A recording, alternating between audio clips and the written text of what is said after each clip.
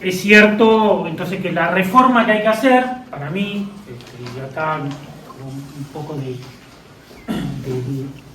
no digo de polémica, sino de dialéctica para tratar de mejorar los argumentos, es la reforma industrial, la política industrial.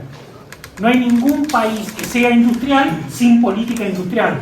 Ese es el punto uno. Los países industriales no son industriales porque hay un empresario. Yo aclaro que no hay animosidad contra los empresarios, ni tampoco contra los empleados públicos. Yo creo que hay empleados públicos, que la mayoría de los empleados públicos verdaderamente trabajan. Yo veo los médicos en los hospitales, veo el streaming del CONICET, veo los docentes, veo los docentes universitarios, veo gente. Sí, es cierto que uno ve tomando mate por ahí alguno, que por ahí es lo que más se ve, y te juro que he sido víctima de eso, de algún empleado público tomando mate que no puede apretar bien un botón, pero eso creo que es la minoría. La mayoría son empleados públicos que trabajan y que sí agregan valor, y no solo agregan valor en esta economía, sino en todas las economías.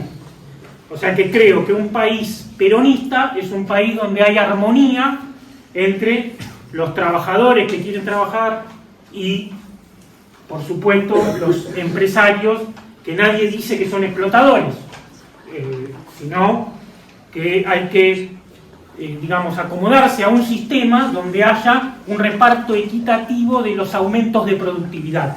Eso es a lo que hay que volver. Por eso la Argentina es grande, porque hay un pacto fordista que se llamó, ahora voy a explicar de qué se trata, de incrementos de productividad que se reparten entre trabajador y empresario, entre salario y ganancia. Así se desarrolló Europa después de la Segunda Guerra, porque quiero decir lo siguiente: por ejemplo, París estaba rodeado de villas miserias, como es Buenos Aires hoy, al final de ser la Segunda Guerra Mundial. 30 años después, lo que fue los 30 gloriosos de política industrial, desaparecieron esas villas miserias, y es un país con un Estado bastante bueno, con empleados públicos, buenos y malos por todos lados, pero que supo desarrollarse. Es decir, que el Estado es absolutamente necesario es más, es indispensable para el desarrollo industrial. Y un país industrial no es un país desarrollado. Entonces, tenemos que defender desde un primer momento este tipo de política. Hay dos políticas que él decía, discúlpame que te cite, me tocó el privilegio de ser segundo. Cuando más picante mejor. ¿Puedes explicar eso de que un país desarrollado industrializado no es desarrollado? Después discutimos, porque al final, dale, vamos, que cuanto más picante mejor. Entonces, él hablaba de la política monetaria, que es tasa de interés, tipo de cambio, ese tipo de cosas. Esas son políticas de demanda agregada. Es decir, uno baja la tasa de interés y estimula el crédito y la demanda agregada, ¿no? Entonces, si el Banco Central baja la tasa de interés, la licuadora en cuota es más barata. Vamos a suponer, eso es estimular la demanda agregada. O sea, es inyección de dinero para que la gente compre. Sí, inyecta consumo e inyecta inversión. Ahora, cuando hace política industrial, está pensando en el largo plazo, que es la política que hay que hacer para acompañar ese aumento de demanda agregada. La política industrial, lo que venimos de una corriente más heterodoxa, es la política tecnológica, estimular la innovación. Ya que él hacía preguntas, yo voy a preguntar, ¿cuál es la tecnología actual? Tecnología, ¿en qué pensamos? Internet, ¿no? ¿Cómo se creó Internet? Los militares. ¿Quién puso la plata para crear Internet? El Estado. El Estado. O sea, sin Estado no hay Internet. ¿Quién creó la inteligencia artificial? Sin Estado no hay inteligencia artificial, para hacerla corta, ¿no? Porque se nos corta el tiempo. Tenés menos paciencia que yo. Sí. Y menos tiempo.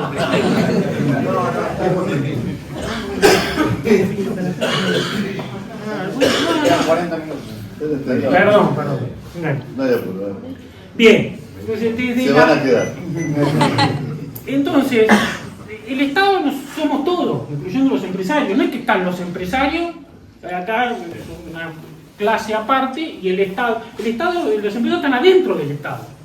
Y el Estado hace, y tampoco creo que los empresarios argentinos sean malos y los alemanes sean buenos. Los empresarios son iguales en toda parte del mundo. Quieren ganar plata y es eso lo que tienen que hacer. Y está muy bien. Si no, funden. Y para ganar plata tienen que tener un sistema sostenible y reproducible, como explicaba la lógica del capital. El problema es cuando el capital malo contagia al capital bueno y se genera una lógica, lo que se llama una lógica minskiana, es decir, de contagio del capital riesgoso con el capital no riesgoso, el capital genuino. Rentista. Muy bien. Entonces, vamos a la cuestión peronista, porque esto es una cátedra peronista. Y a este país lo va a salvar el peronismo.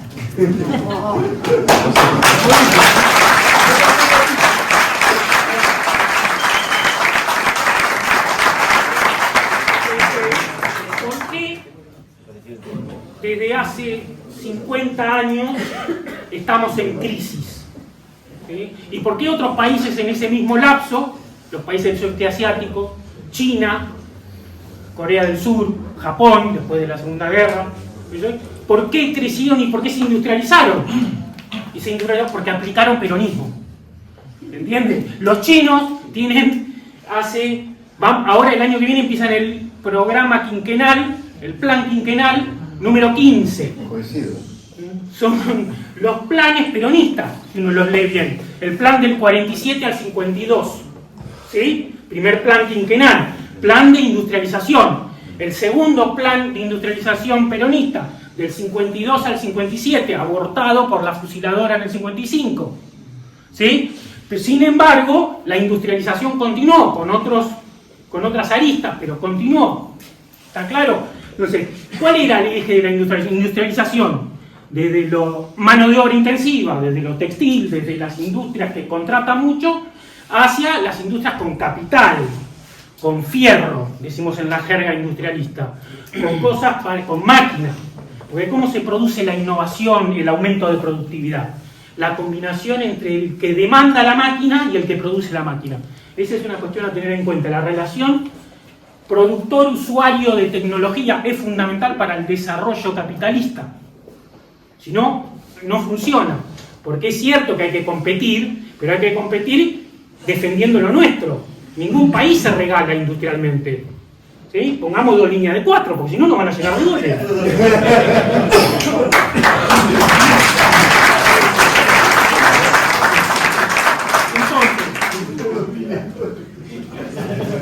Vamos a la cuestión industrial, ¿sí? Entonces, ¿por qué a mí no me aplaudieron, ¿eh?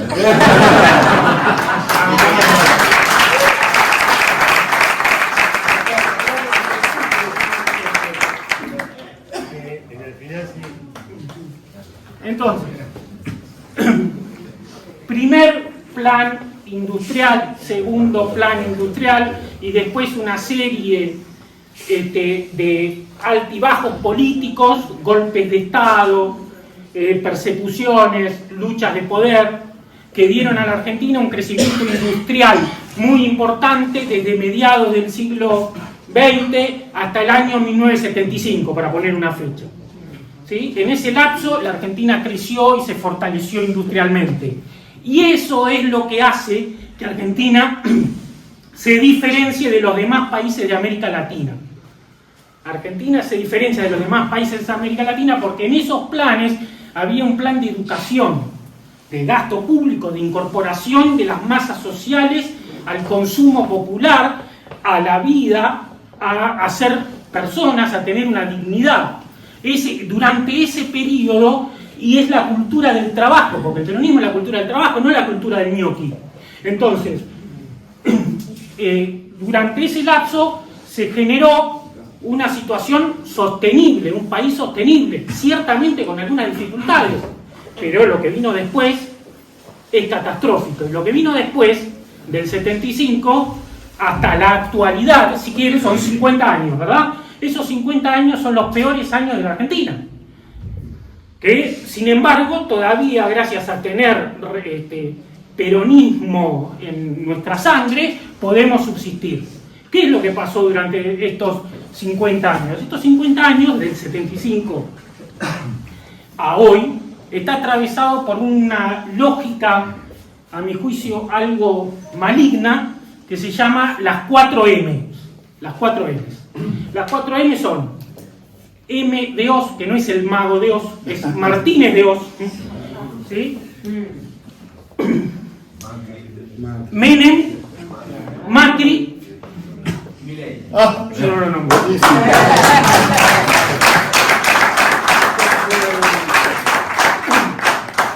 Bueno, la lógica de estos 4 gobiernos.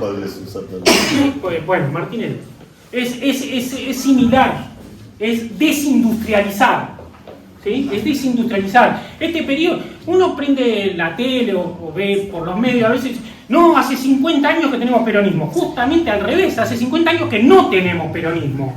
O que tuvimos muy poquito de peronismo. Ese es el problema. Entonces, ¿qué es lo que pasó? Liberalización. Arancel cero para los bienes de capital. Liberalización financiera. ¿Sí? La regla del Banco Central respecto de la forma de dar crédito. Todo eso todavía vigente de la dictadura. Bueno, no se sostiene un sistema desindustrializador. Inclusive, vamos a tomar, para no hacerlo demasiado extenso, el periodo de la convertibilidad. ¿Por qué tomo el periodo de la convertibilidad? Que para mí no es peronismo, aunque algunos dicen, Menem es peronista, yo digo, no, eso no es peronismo, es otra cosa. Usó el peronismo con táctica política para llegar al poder, pero desde el punto de vista de la industrialización no es peronismo, y acá estamos hablando de industrialización. Entonces, ¿qué es lo que hizo Menem? Tuvo éxito. Tuvo éxito porque bajó la inflación y porque generó crecimiento, vamos a decir, desde el 90 al 91, que empezó la convertibilidad, plan de convertibilidad del austral, para los que no se acuerdan, antes del peso había el austral. Cambiamos de moneda muchas veces, ¿no? Plan de convertibilidad, desde el 91 al 98 creció la economía. Después del 98 hasta el 2001, hasta el primer trimestre del 2002 fue la catástrofe. 13 meses seguidos de recesión. Pero desde el 91 al 98 creció la economía, salvo en el año 95 que fue el efecto tequila. Durante el efecto tequila la convertibilidad estuvo a días de caerse, no se cayó y se sostuvo. Era un momento para salir de la regla cambiaria, pero no es algo, eso es otro tema técnico que no quiero entrar. Pero del 91 al 98 la economía funcionó bien, ¿sí? De acuerdo a la lógica liberal, como de hoy. Por eso. Hoy dice... bienes para los números. Claro, bien para los números. El actual mandatario dice el mejor gobierno de la historia, qué sé yo. Bueno, ¿cuál era la lógica? Un país sin industria, un país solo de servicios. Pero bueno, crecía la economía con desaprendizaje tecnológico. El CONICET en caída, el INTI en caída, el INTA en caída. Quiero aclarar que todas estas instituciones fueron pensadas y elaboradas en el primer plan quinquenal, ¿sí? De Perón, después fundadas posteriormente, pero todo esto fue pensado, las escuelas técnicas, el industrial, todo eso fue pensado por Perón, que es lo que hizo funcionar la industria argentina. Todo eso empezó a caer con las 4 M, ¿no? Martínez de Oz, y sobre todo con la convertibilidad, que le dio el empujón final, fundamentalmente con medidas como el arancel cero para bienes de capital, que significa que podés importar máquinas y destruir la industria de bienes de capital. Podemos discutir si eran más eficientes, menos eficientes, pero un país industrial necesita producir máquinas y necesita, sobre todo como la Argentina, la industria metalmecánica es clave porque es transversal a la industria textil y a todas las demás industrias. Y hoy la industria del software, la industria de todas las tecnologías intangibles es transversal a todos. ¿Cómo se hacen las cosas? Eso es la tecnología. El cómo se produce y cómo hacer las cosas es fundamental, porque si vos sabés hacer cómo, podés dar todo el trabajo que el pueblo necesita para crecer y desarrollarse. Ese es el punto. Entonces, durante el 91 al 98, si nosotros vemos, hay un crecimiento de la economía, pero hay una caída de la industria. El peso de la industria se deteriora de manera muy importante. Si uno toma medidas como, por ejemplo, cantidad de personas, científicos, profesionales, que trabajan en la industria, entre el año 91, que ya era un desastre porque veníamos de la hiperinflación, al año 98, esto cae a más de la mitad. Son indicadores terribles. Es decir, lo que ha pasado en los últimos 50 años, hay una fuga de conocimientos, de capacidades, hay un desaprendizaje tecnológico. En la época de la dictadura era muy común ver, fulanito trabajaba en YPF, trabajaba en la siderúrgica, trabajaba en tal lado, y ahora maneja un taxi. El ingeniero que maneja un taxi. El ejemplo del ingeniero que maneja un taxi empezó en esa época, en la dictadura, y se profundizó con Menem, que ya era, en vez del taxi, era el maxi kiosco. El ingeniero que se puso un maxi kiosco. ¿Sí? Entonces, toda esa desvalorización de credenciales que se fue produciendo durante estos últimos 50 años, es desaprendizaje, porque el ingeniero que cuesta formarlo, porque por la Universidad Pública Argentina, que es de excelencia, forma un ingeniero para que después se ponga un taxi, es un desperdicio de recursos, porque no es más ingeniero, es taxista. Sí, un ingeniero que maneja un taxi deja de ser ingeniero, es taxista. ¿Sí? Entonces, por favor, yo no tengo nada contra los compañeros taxistas, pero a ellos les conviene que no haya ingenieros, porque si no son muchos va a bajar el precio. Y fíjense que ahora el precio, te tomas un Uber y está cada vez más bajo y viene en 2 minutos. Hace un par de años atrás no era tan así, tardaba un poquito más. O sea, eso muestra ciertamente que la cuestión económica, la actividad económica va bajando. Y con este modelo repelente a la industria, es muy difícil tener un país sostenible. Ese es el punto fundamental. Después podemos discutir cuáles son los modelos de empleo más razonables de acuerdo a los sectores y nuevos sectores y a la revolución tecnológica, porque la cuestión del empleo y de los contratos laborales hay que entenderla en el marco de los cambios de paradigma tecnológico. ¿Qué es un paradigma tecnológico? Un paradigma tecnológico es la lógica de producción durante un determinado periodo. ¿Cuál es la lógica de producción durante el Fordismo? El Fordismo podemos decir el siglo XX. El siglo XX podemos decir empieza a principios, con la Primera Guerra Mundial, ¿no? A principios del siglo XX, 1914, 1918, ¿sí? Y termina en 1990. O sea, no cronológico, sino en temas de productivo. ¿Cómo se produce durante toda esa etapa? Se produce con petróleo barato, con paradigma energo-intensivo. Se produce con energías, fundamentalmente. Todo era petróleo. Todo era petróleo. Hoy sigue siendo todo petróleo, pero es un paradigma post-fordista porque hay el valor de las otras cosas tiene más sentido.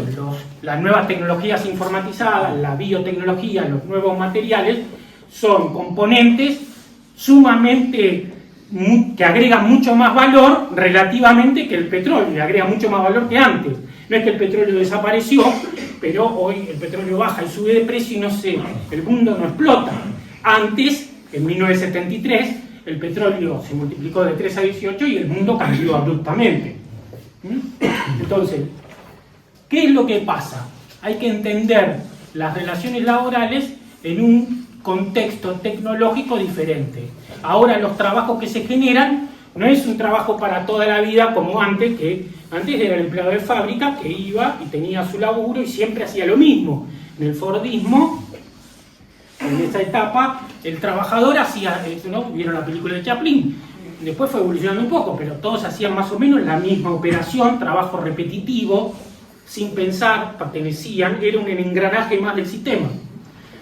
Después de la revolución japonesa de los años 80, con el toyotismo y el post-fordismo, el trabajador cambia la lógica. cambia la lógica, ya entiende el sistema y empieza a recorrer distintos puestos de trabajo, intenta mejorar en el puesto de trabajo, entiende el proceso. Multifunción. Es un trabajador polifuncional que sobre todo comprende más. Y ahora más todavía. O sea, en el contexto actual necesitamos incorporar la industria 4.0, que es la trazabilidad y la inteligencia artificial. No solo en los servicios, en la industria también. Para clarificar, la industria es la combinación de todos los servicios. Bueno, está bien. La industria necesita de elementos, de servicios de trabajo, de servicios intangibles y de bienes, de insumos que a su vez necesitan de servicios intangibles para producir valor. Y uno de los servicios que necesita la industria, y hoy más que antes, es el conocimiento. Es fundamental que la industria demande conocimiento, porque si no, siempre va a haber un chino que te va a hacer la máquina mejor, y siempre va a haber un chino que te va a hacer el producto que vos hacés mejor, y cada vez más, ¿sí? Y digo chino porque textual, porque literal, de China, ¿sí? Porque hoy el mundo está tecnológica, salvo en lo militar, que no sé, en todo lo demás está dominado tecnológicamente por China. ¿Quién es el principal productor de autos del mundo? Bien, yo le iba a preguntar, ¿ustedes conocen BYD? Bueno, pero pocos lo conocen. Sí. O sea, acá en la Argentina no se ven, pero el principal productor de automóviles del mundo es una empresa que se llama BYD. No es General Motors, no es Tesla, no es Renault, no es... En este momento está vendiendo más autos en Europa que está. Exactamente, está vendiendo autos en todo el mundo. ¿Sí? Y... No, una pregunta, ese no es el que pone que no manejan los choferes en los taxis. No, bueno, hay algunos modelos avanzados, pero se refiere a todo la industria automotriz. Ahora bien, entonces, estamos en un contexto, ¿cómo se acopla el peronismo a este contexto de nueva industrialización? Es una especie de ventana de oportunidad en este contexto industrial, donde ¿qué es lo que necesitamos? Necesitamos la política industrial. ¿Sí? Y esto es lo que preocupa. Quiero hablar de esto para no dejarlo atrás. Estamos en un tiempo político, en un tiempo de elecciones, en un tiempo donde es necesario que haya propuestas, y me parece que lo que no hay es propuestas. Hay mucha pelea interna en todos los sectores, pero no hay propuestas. Y la propuesta que necesitamos son las propuestas de industrialización. Tenemos que pensar, pues yo tampoco creo, como dijo hoy el compañero acá, moleste, digo, compañero. Teddy, no. Como dijo el compañero acá... Mientras no lo tomes como un insulto. No. Compañeros somos todos, dijo el general. Es cierto que la gente no es estúpida, ¿no? No creo que... Pero la gente votó a Milei. 15 millones O sea, tenemos que pensar por qué. Y yo creo que no es que votó a Milei, sino que votó en contra de. Votó en contra de lo que estaba, que era un desastre, y que se dijo que era peronista lo que estaba, y fue, la verdad, un desastre. Entonces quedamos mal. Y es peor, retrocedimos un montón, varios escalones. En todos los aspectos, y sobre todo en el aspecto industrial, porque no hubo política industrial, o la política industrial que hubo muy mal manejada desde el vamos. ¿Qué es lo que hay que hacer? Hay que hacer una política industrial de alta intensidad, que inclusive durante el kirchnerismo faltó. Durante los gobiernos de Cristina hubo política industrial, pero de baja intensidad. Es el aspecto que hay que mirar y el aspecto que hay que profundizar. ¿Me dejas hacer una intervención sobre el tema de política industrial? Perdón. Yo creo que podemos jugar al 1-2 ahora. Meter goles, digamos, los dos.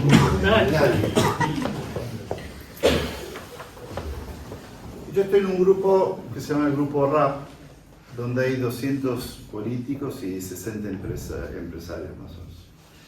Y no voy a usar el nombre ahora porque si que quede grabado, pero un chaqueño me estaba defendiendo como industrial y me estaba hundiendo como industrial. Porque a veces el léxico es muy importante en una sociedad. Hay palabras que en la Argentina ya casi no se puede usar, digamos, patriota no se puede usar, nacionalismo no se puede usar, y política industrial no se puede usar. Porque la palabra política industrial ha sido utilizada de modo incorrecto y tiene un trasfondo proteccionista, digamos. Todos los países industriales han sido proteccionistas, pero en Argentina el concepto, cada vez que es utilizado, es vapuleado por la derecha y por los economistas, porque lo que asocian a la palabra, a la frase política industrial es una connotación negativa de protección del empresariado. Entonces, yo no fui ingenuo en decir que Perón era una persona de su época y utilizaba las palabras de formas muy estratégicas. Cada vez que a mí me defienden con la palabra política industrial diciendo que, bueno, pero te estoy ayudando, en realidad me están hundiendo. Porque la contra se toma esa frase y esa fraseología y la convierte en un mal instrumento. Si bien yo sé que técnicamente todo lo que estás de acuerdo, todo lo que dijiste estoy de acuerdo, como en política no es lo que quiero, sino cómo hago para que sea comprendido por la sociedad, la fraseología del peronismo debe modificarse para incorporar los conceptos de este momento. Por ejemplo, el fordismo era en un momento que no había tanta globalización como hoy. Ford hoy se fundiría, porque los empleados de Ford hoy compran un Toyota. Cuando Ford dice demos un salario alto y paguemos impuestos, era para hacer las rutas por donde iban a ir los Fords, y los americanos no compraban autos japoneses.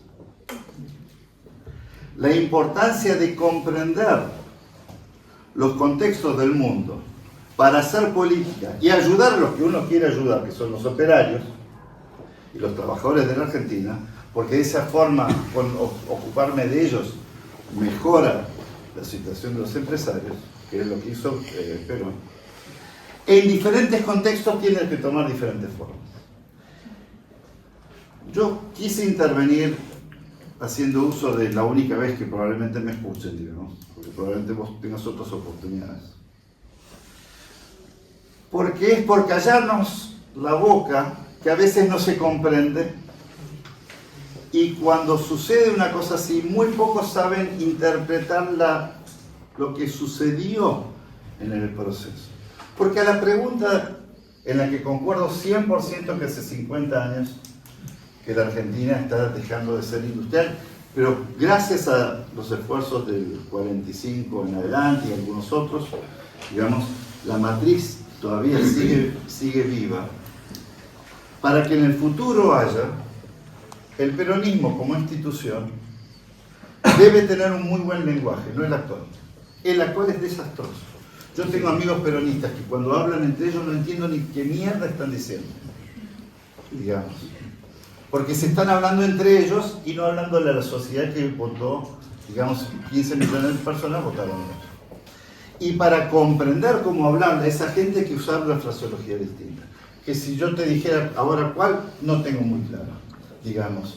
Pero está más cercana generar trabajo inteligente y no sé qué y no sé cuánto, digamos, y el contrario no es mi enemigo, sino que para un argentino no hay otro, nada mejor que otro argentino, digamos. Que incluye la totalidad del espectro, digamos.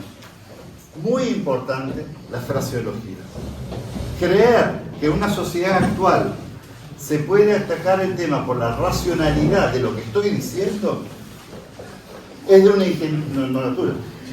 ingenuidad que todos quedaron desarmados ante un Milei que usó una fraseología totalmente impensada para nosotros. Pero bueno, perdona que me pero lo que justamente yo retomé diciendo que muchas personas votaron esto y tiene que ver con la comunicación, ¿no? Con cómo se comunican las cosas.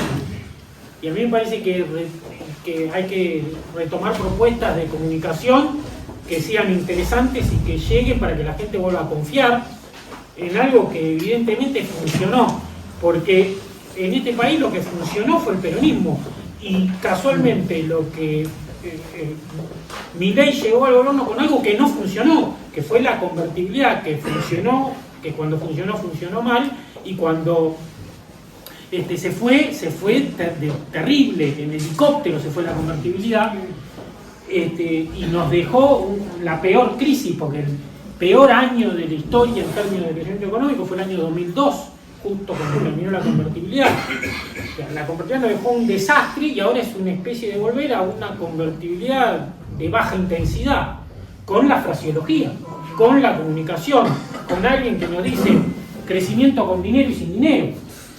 No existe. Pues yo les digo que desde el siglo VIII a.C. existe el dinero y ninguna economía en el mundo desde hace 2800 años crece sin dinero. O sea, es una cosa de loco. Y yo vi alumnos que repiten, no, profe, crecimiento sin dinero. ¿Qué quiere decir? No entienden y repiten. O sea, cómo la comunicación le hace repetir a muchos cosas que ni siquiera entienden. Entonces lo que nosotros tenemos que tratar de hacer es explicar para que la gente entienda. Y no enojarnos y tratar de tomar qué es lo que la gente votó. La gente votó contra un gobierno desastroso, que es el último, y votó contra la inflación.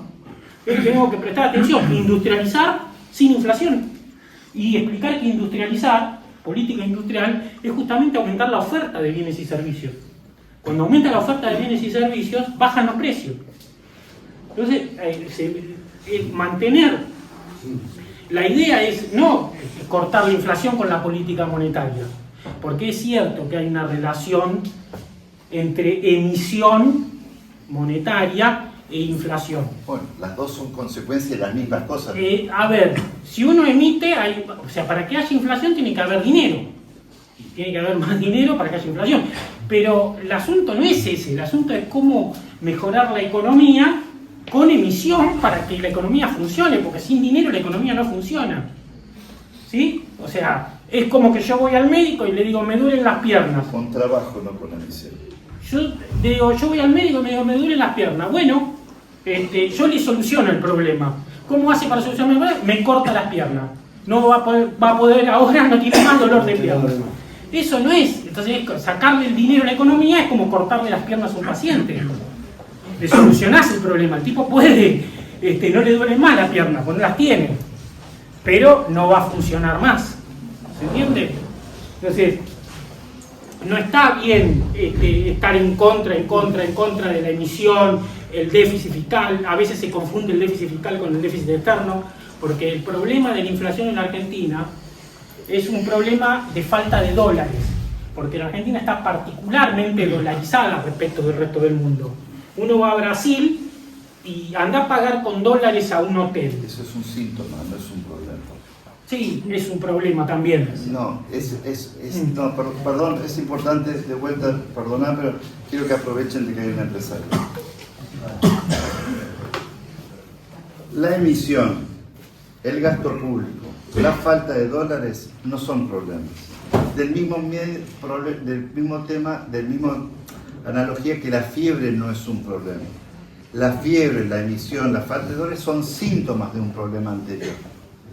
Es la falta de generación de empleo y de trabajo que hace que sobre dinero o falte dinero, digamos, que hace que sobren dólares o falten dólares. Cuando uno confunde causa con efecto, lo que produce es lo que se llama soluciones sintomáticas. Los últimos 50 años, si querés más también, las soluciones fueron sintomáticas. La diferencia entre el Perón primero y el Perón,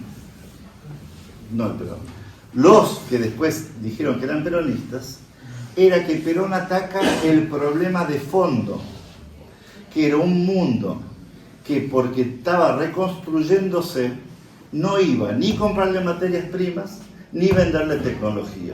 Entonces Perón trae a los técnicos alemanes y trae a los empresarios extranjeros para que vengan acá y traigan la tecnología y hagan desde la Argentina la tecnología que los europeos no le vendían. Sí, eso pasó en el 91, que yo entré a trabajar en telefonía y trajeron una tecnología a los españoles que la parte del trabajo de estatal era una parte, eran artistas, porque era cobre con papel, que nosotros lo trabajamos de primer nivel. Los españoles vinieron con un cobre con plástico que hacían chi, chi, chi, chi, chi, y chao. ¿Por qué no compraron eso? Ya que todos hablaban ahí que el Estado no trabaja. Yo te puedo asegurar que en esos 10 años que yo trabajé, si le hubiesen traído la tecnología a la empresa del Estado, hubiese pasado. Todo por negocio, pero los empleados eran artesanos, los gallegos no querían trabajar con el cable de papel. Yo para terminar y abrir al debate, nada, lo que yo quiero explicar es que hay un problema de comunicación y que, bueno, el título de la charla es Sin industria, con industria, esa es la cuestión, digamos, industrializar, esa es la cuestión, digamos, para ser un poco shakespeariano, pero que hay que entenderlo en un contexto tecnológico justamente cambiante. No es el mismo el contexto tecnológico de Perón que el contexto tecnológico de hoy. ¿Qué quiere decir contexto tecnológico? ¿Cómo se producen los bienes? Y aprender a producir los bienes depende de un sistema de educación que en los principales países del mundo sigue siendo público y que es el Estado el que invierte en educación, porque ahí se generan los principales saberes y conocimientos para que el sistema de ciencia y tecnología funcione y esté al servicio, entre otros, de los empresarios que hacen plata, ¿sí?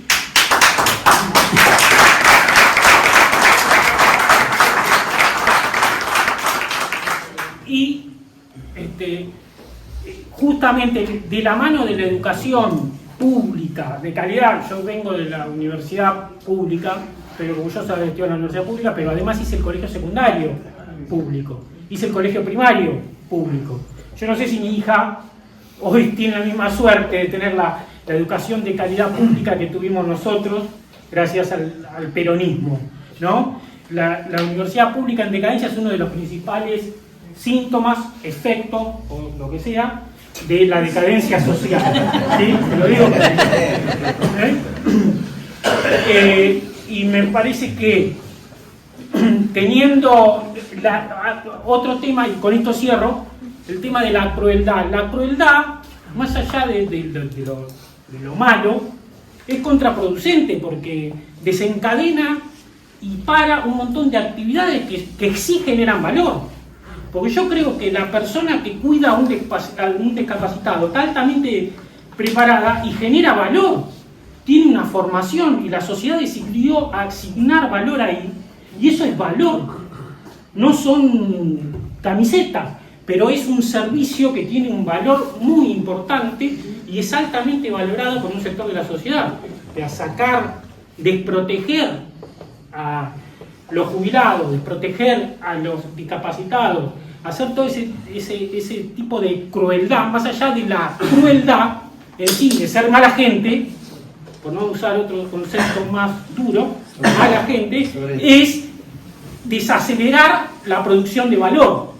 O sea, no solo ese es malo, sino que además baja el PBI, para decirlo en términos más claros.